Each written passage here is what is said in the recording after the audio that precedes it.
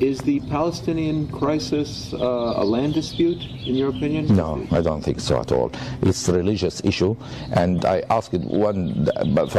It's mainly when you see the whole Palestinian issue. Their problem is they don't want Jews to survive there. So if all Jews became Muslims one day, they will have no problem with that. So the issue with them is Jews.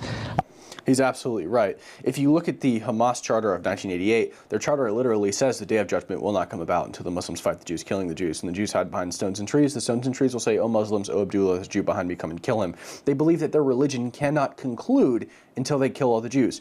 The day of judgment, like the rapture if you're a Christian, right? Their religion cannot conclude until the Muslims fight the Jews and kill the Jews. Fathi Hamad, who's a senior Hamas official, literally said, all of you Palestinians in diaspora, kill Jews wherever you find them on the planet. Jews, I'd like to make very clear, Jews, wherever you find them on the planet. Not Jews in Israel, not Israelis, and not Zionists. Jews, wherever you find them on the planet, kill them. Take care of them by way of slaughtering and killing. That's what Fathi Hamad, a senior Hamas official, said.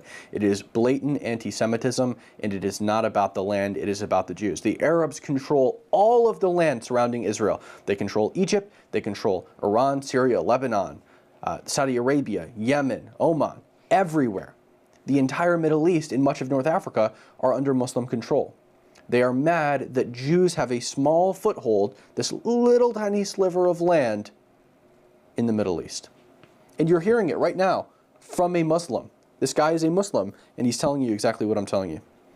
I asked one day a friend of mine, if all Jews converted to Islam in Israel, will you still have this fight and trouble? He said, of course not. I said to him, then this is not a problem of a land. It's a problem just because they are Jews. So, and when you listen to the Arab media, when you follow the Arab media, when you follow the people who are, it's all about a religious war against the Jews. And they wanted to take it further to apply the prophecies that Muslims will slaughter and kill every Jew in the world. And furthermore, like you can look at even more historical context for this, right? Grand Mufti Hashim al-Husseini, he was the Grand Mufti of Jerusalem, right? What did he do? Well, he was a terrorist and he was banished by the British, right? There was an arrest warrant out for him. He fled. Where did he flee? He fled to fascist Italy. Then after fascist Italy, he went to Nazi Germany, where he met with Adolf Hitler. He met with Heinrich Himmler, and he recruited Muslims in the Balkans for the SS. Why? Because he had a common aim with Adolf Hitler. Hitler clearly did not like Hashim al-Husseini. Why? Because he's brown, right? He's an Arab. But his primary focus was eradicating Jews because he viewed them as evil, and he was willing to work with the brown person to do that because they had a common enemy. This is one of the prophecies in some book called Al-Bukhari. It's not in the Quran. But it's in a book called Al-Bukhari that's well respected by many Muslims as a source of hadith book for the words of... Perfect that he said that. The day of judgment will not come about until the Muslims fight the Jews, killing the Jews. That's cited in Hamas charter. That's not their words. That is the words of a hadith. Hadiths are not scripture in the Quran, but they are the words of Prophet Muhammad, right? So there's a ranking system. You can have like tier 1, 2, and 3 hadiths, which are like 1 is going to be like the most likely that Muhammad said it or whatever. And Muslims oftentimes disagree on which hadiths are true and which ones aren't. But Hamas and many of the other people in this region that want to do away with Israel believe that this hadith is accurate. The day of judgment will not come about until the Muslims fight the Jews, killing the Jews, and the Jews hide behind stones and trees. The stones and trees will say, "O Muslims, O Abdullah, there's a Jew behind me, come and kill him." Why? Because not even nature likes the Jews in their view. Of Prophet Muhammad, and there is this what they dream about is to fulfill this prophecy of killing every Jew there.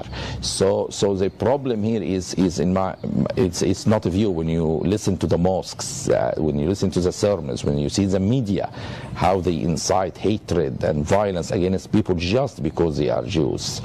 So you will realize that it's not a land dispute. And what if America pushes Israel to concede land and to establish? This will encourage the jihadists more and more in their path.